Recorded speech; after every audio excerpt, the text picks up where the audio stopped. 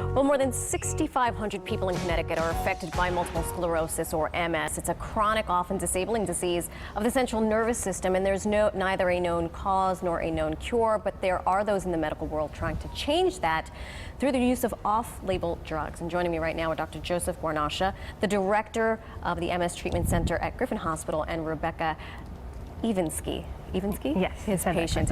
Thank you so much for helping us understand this. Before, admittedly, I had no idea what this was. My understanding is off-label prescriptions are on the market, but they have not been approved by the FDA. Is that correct? So it's important to clear up some misconceptions about off-label use of prescription medications.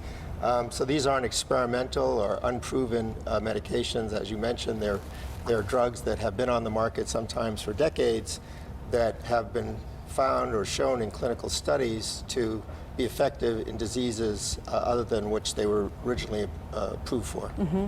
And this is, I'm thinking, how we get to Rebecca. You were diagnosed in 2013. Tell us a little bit about your story. Yeah, I was diagnosed with multiple sclerosis at the end of 2013, like right after Christmas, so almost the beginning of 2014. And we tried a bunch of treatments. I was in the hospital for 60 days, and nothing was really working. So until we got to this. Enter the good doctor. Yes. Stage left. At that point, once you met Rebecca, what was the course of action for you?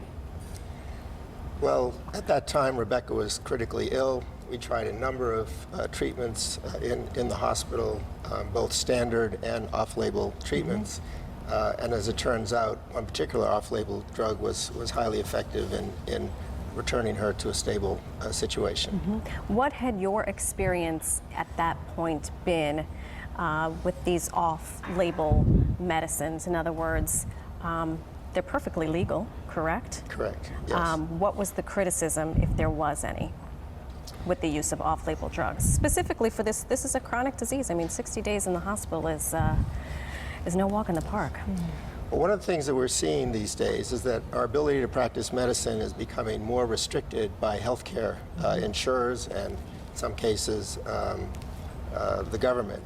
So actually, in the past, we had more discretion in terms of prescribing drugs that we felt would benefit our patients. So now, one of the most frustrating things in medicine is to have drugs that have been commonly used now restricted by insurers, healthcare insurers, and trying to get appropriate treatment for our patients. And now there is legislation that's trying to be pushed through. Can you talk to that a little bit? Yes, under the off-label law that was introduced by State Senator Martin Looney last year, what it did was extend the present off-label law to require coverage by commercial insurers if there's evidence for the drug's effectiveness in scientific literature.